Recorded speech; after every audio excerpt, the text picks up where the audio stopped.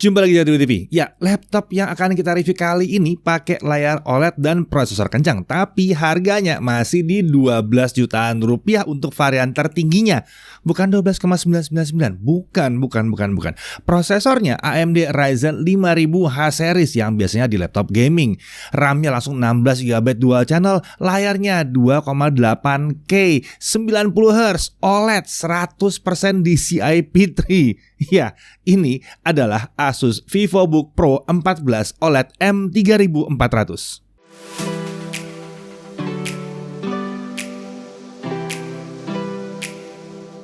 Oke, apa yang ditawarkan oleh Asus kali ini emang agak beda ya. Harga yang ditawarkan amat menggiurkan untuk spesifikasi yang bisa kita peroleh. Lalu gimana dengan performanya? Mari kita bahas aja langsung ya. Prosesornya adalah AMD Ryzen 7 5800H untuk unit yang kami uji. Ada versi lain ya. CPU arsitekturnya sudah Zen 3 fabrikasi 7 nanometer, default TDP 45W dengan 8 core dan 16 thread.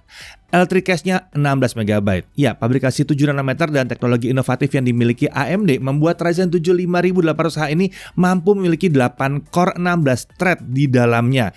Tentunya, hal ini membuat laptop tipis dan ringan dari Asus ini punya performa yang kencang untuk menangani aplikasi berat seperti Premiere Pro, Photoshop, sambil tetap memberikan daya tahan baterai yang panjang. Lalu untuk integrated graphics, dia pakai AMD Radeon Graphics dengan 512 stream processor.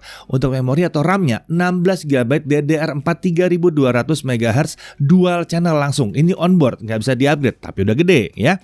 Untuk storage 512 GB SSD NVMe dengan jalur PCIe Gen 3x4. Nggak ada M.2 atau konektor SATA tambahan, jadi kalau mau upgrade harus upgrade dari SSD utamanya ini, yang sebenarnya udah cukup besar ya. Untuk wireless connectivity-nya dia pakai modul Intel Wi-Fi 6 AX200. Udah support Wi-Fi 6 atau Wi-Fi 6, gigabit Wi-Fi, dan Bluetooth-nya versi 5.2. Baterai kapasitasnya ada di 50 Wh. Operating sistemnya tentunya Windows 11.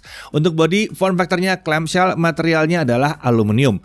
Pilihan warna ada Cosmos Blue, ini yang kita uji, dan ada Solar Silver. Untuk desain, VivoBook yang satu ini tetap mempertahankan desain dan penampilan khasnya yang ditujukan untuk anak muda 2022 atau Gen Z.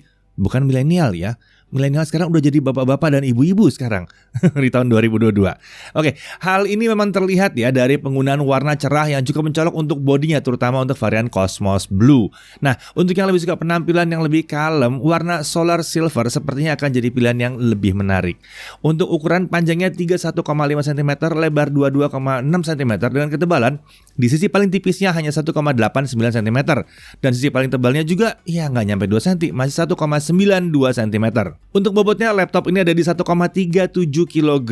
Cukup ringan dengan charger 221 gram. Jadi total kalau dibawa-bawa nggak nyampe 1,6 kilo nih bawa-bawanya ya. Untuk display ini adalah layar 14 inci, resolusi 2880 x 1800 pixel dengan aspek rasio 16:10.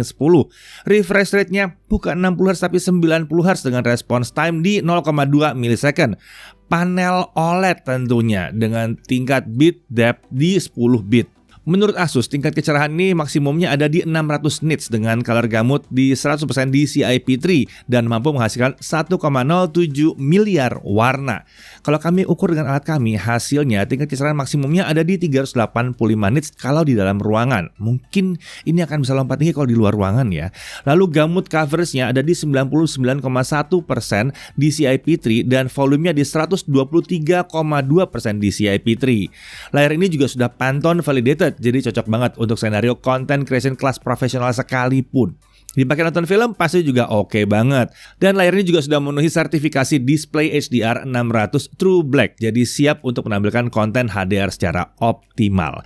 Dan ada juga sertifikasi TUV Rhineland yang menjamin tingkat emisi cahaya biru yang aman untuk mata kita. Tentunya di sini juga ada fitur Asus OLED Care di software My Asus yang diklaim dapat mencegah gejala burn-in dengan sejumlah pengaturan seperti pixel refresh, pixel shift, automatically hide Windows taskbar in desktop mode. Lalu ada juga Windows Taskbar Transparency Effect. Pada dasarnya pengaturan-pengaturan tadi itu tujuannya untuk mencegah layar supaya tidak menampilkan gambar yang statis terus-menerus, supaya layar OLED-nya bisa lebih awet. Disediakan pula fitur Splendid pada software My Asus untuk mengatur profil warna pada layar dengan pilihan normal, vivid, manual, dan eye care. Layar laptop ini menggunakan permukaan glossy memang ya. Ini cocok dipadukan dengan panel OLED nih. Walaupun akan mantulin sedikit bayangan, tapi permukaan ini justru membuat warna yang ditampilkan tuh jadi cemerlang banget ya. Bingkai layar juga sudah menggunakan desain Nano Edge display yang tipis di 3 sisinya. Desain seperti ini membuat tingkat screen to body rasionya mencapai 84%. Oke, untuk kamera dan mikrofonnya, laptop ini dilengkapi dengan kamera 720p 30fps. Kamera tersebut dipadukan dengan 2 mikrofon dengan fitur Asus AI Noise Cancellation Technology yang dapat diubah pengaturannya di software My Asus. Nah, untuk kemampuan kamera dan mikrofonnya, kurang lebih seperti ini pengujiannya. Ya, bisa dilihat di belakang saya lagi ramai oleh kendaraan. Jadi bagaimana hasil rekaman mikrofonnya? Ya, bisa dilihat di belakang saya lagi ramai oleh kendaraan. Jadi bagaimana hasil rekaman mikrofonnya? Ya, jadi ini adalah hasil rekaman dengan menggunakan kamera dan mikrofon yang ada di laptop Asus VivoBook. Jadi gimana hasilnya? Keren kan? Nah, lanjut. Untuk audio, laptop ini menggunakan solusi audio dari Harman Kardon dengan 2 speaker yang mengarah ke bawah. Disediakan software DTS Audio Processing untuk mengatur profil suara dan equalizer. Suara yang dihasilkan terasa cukup lantang di telinga kami dan kualitas juga tergolong oke, khas speaker Harman Kardon dari Asus. Keren. Untuk konektor, kita lihat di kiri ada 2 USB 2.0, ada 1 micro SD card slot. Lalu kalau di kanan ada 1 3,5 mm audio combo jack, lalu ada 1 HDMI, 1 USB 3.2 Gen 2 yang 10 Gbps, dan ada 1 DC in untuk ngecas tentunya. Untuk keyboard, desain dan tata letak tombol di laptop ini tetap mempertahankan ciri khas seri VivoBook dengan motif warning stripe pada tombol enternya. Tingkat travel distance tombol ada di 1,4 mm dan ini nyaman tentunya ya. Dan keyboard ini juga dilengkapi dengan lampu backlit warna putih yang ada 3 tingkat kecerahan warnanya. Untuk pengaturannya kita bisa menggunakan tombol F7. Untuk touchpad posisinya cenderung center to body ya. Ukurannya tergolong besar, memanjang dari tombol spacebar hingga kontrol yang kanan. Walaupun ukuran seperti itu, aktivitas ngetik masih cukup nyaman karena telapak tangan ternyata tidak mudah masuk ke area touchpad. Untuk keamanannya, laptop ini dilengkapi dengan sistem keamanan biometrik dengan pengenalan sidik jari yang posisi sensornya menyatu dengan tombol power. Ada pula webcam privacy shield yang merupakan penutup fisik untuk kamera, jadi aman dari risiko diintip kalaupun laptop kalian kena dihack. Kemudian kita lanjut ke sistem pendinginannya. Di sini dia menggunakan Ice Cool Plus Thermal Technology dengan 2 heat pipe dan 2 kipas. Arah pembuangan udara panasnya itu ke belakang menuju ke engsel layar. Kecepatan kipas di laptop ini dapat diatur melalui software My Asus dengan 3 pilihan profil, yaitu Performance Mode, Standard Mode, Whisper Mode. Profil tersebut juga dapat diubah dengan menekan tombol Function plus huruf F. Nah, sekarang kita lanjut ke pengujian performanya ya. Kita coba dengan Cinebench R15, kita looping 20 kali. Skor tertinggi yang dicapai di mode standar adalah 1959 poin. Dan di mode performance kita bisa dapat 2048 poin. Sementara untuk skor yang bisa dipertahankan sempat ditahan di 1880 sampai 1890 poin sebelum akhirnya turun ke 1700-an poin di mode standar. Kalau kita pakai mode performance, skor yang dipertahankan itu di sekitar 1940 sampai 1960 poin. Jadi, skor yang dihasilkan laptop ini ternyata mirip sekali yang dihasilkan sebuah laptop gaming yang pakai prosesor sejenis. Kenceng.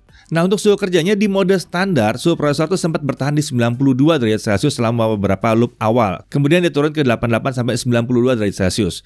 Dan lucunya di akhir pengujian suhunya bisa turun lagi sampai di bawah 80 derajat Celcius. Sedangkan di mode performance suhunya pertama di 95 derajat Celcius, kemudian dia turun ke kisaran 88 sampai 93 derajat Celcius. Nah, kalau chargernya tidak dicolok, skor yang diperoleh dari Cinebench R15-nya ada di kisaran 1540 sampai 1570 poin.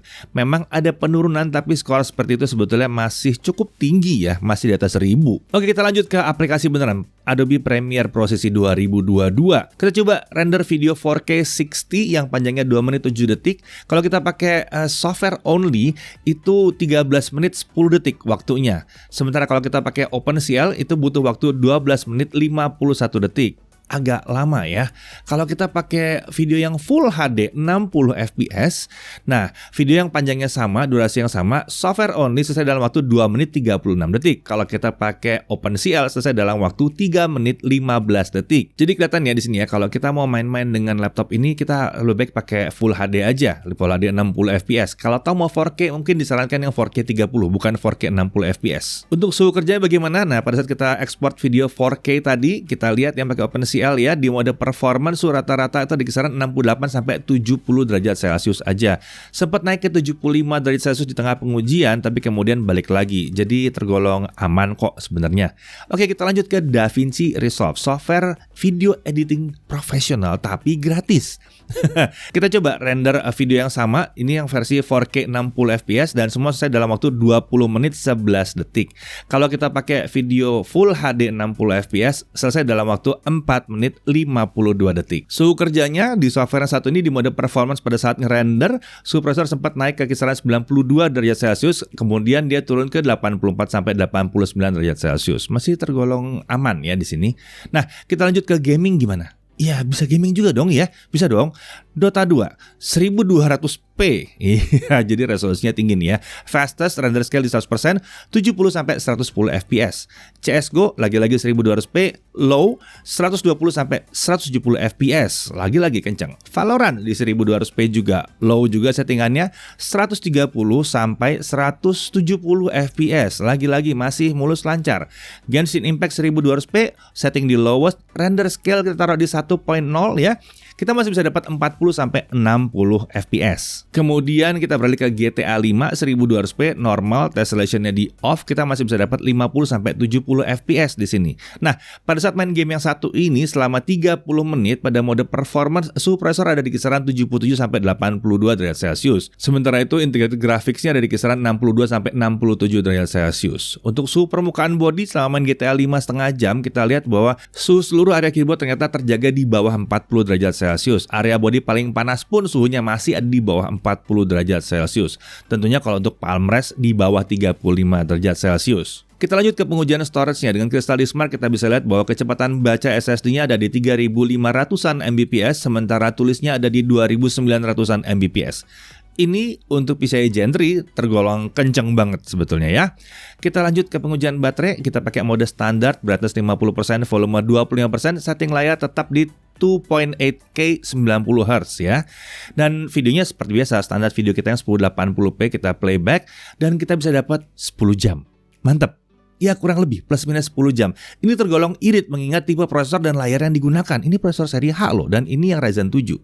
Oke, untuk charging gimana? 30 menit pertama kita bisa lihat terisi 49%. Sementara dari kosong sampai full kita butuh 2 jam 15 menit. Ini waktu pengisiannya tergolong normal di sini ya. Nah, untuk harga gimana? Unit yang diuji bukan 12,999, tapi unit yang diuji ini adalah seri yang paling tinggi di 12.799.000. Varian lain itu ada yang pakai Ryzen 5 5600H, SSD 512GB. Layarnya sama ya. Ini RAM-nya 16GB. Harganya lebih murah 1 juta, 11.799.000. Ada juga yang RAM-nya 8GB di 11.299.000. Untuk bonus itu ada Asus Backpack, ada Microsoft Office Home and Student 2021 yang nempel terus di sini ya, nggak perlu dibayar-bayar lagi. Dan kemudian ada garansi 2 tahun global dan 1 tahun Asus Perfect Warranty. Nah, dengan Asus Perfect Warranty ini Asus Indonesia akan menanggung 80% total biaya perbaikan untuk kerusakan akibat kelalaian pengguna. Sisa 20%-nya ditanggung oleh pengguna. Lumayan ya, 80% ditanggungnya. Asus Perfect Warranty ini dapat digunakan 1 kali di tahun pertama pembelian. Asus Perfect Warranty juga berlaku untuk produk Asus consumer laptop dan gaming laptop tipe tertentu termasuk charger dan baterainya juga. Tentunya yang dibeli mulai 1 Januari 2020. Oke, sekarang hal yang perlu diperhatikan. Pertama, suhu prosesornya agak tinggi kalau aplikasinya ngeload core prosesornya 100% terus-menerus. Untungnya hal ini tidak terjadi kalau kita pakai aplikasi yang mampu memanfaatkan core prosesor dan integrated graphics secara bersamaan. Dan kalau toh di load terus-menerus, dia nggak nyampe 100 derajat Celcius sih. Jadi lumayan aman sih yang satu ini. Untuk RAM, tidak bisa di-upgrade di sini. Untungnya sudah ada versi yang 16GB dan langsung dual channel. Ini varian yang sangat kami sarankan. Lalu kemudian hanya ada satu konektor USB 3. ya. Dari sisi menariknya, penampilannya unik untuk warna Cosmos Blue-nya terutama ya. Bodinya cukup tipis dan ringan untuk spesifikasi prosesornya. Ini enteng sih di bawah-bawah ya. Dan dia sudah pakai prosesor laptop gaming. Performa prosesornya ini mirip banget dengan yang ada di laptop gaming. Kuat gaming tipis-tipis juga dia. RAM-nya udah ada yang 16GB dan langsung dual channel, SSD-nya kenceng dan cukup besar juga, layarnya yang gila. 2.8K 90Hz OLED 100% DCI-P3 Pantone validated. Ini cocok untuk content creation kelas profesional bahkan. Cocok untuk nonton film, mantep bener. Baterainya irit untuk tipe prosesor dan layarnya. Wi-Fi 6, Bluetooth versi 5.2 dan ada pengamanan biometrik. Ada garansi untuk kelalaian pengguna juga di sini. Mantep ya.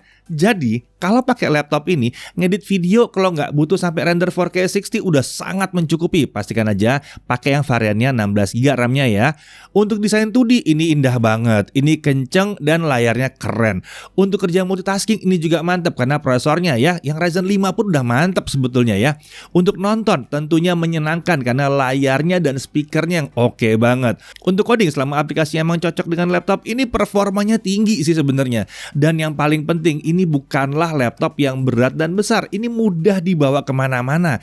Jadi kalau kalian sedang mencari laptop tipis dan ringan dengan performa prosesor seperti laptop gaming yang layarnya siap memanjakan mata, Asus VivoBook Pro 14 OLED M3400 ini adalah salah satu pilihan yang sangat menarik di kelas harga 11-12 jutaan. Saya Deddy Irfan, Jakarta TV.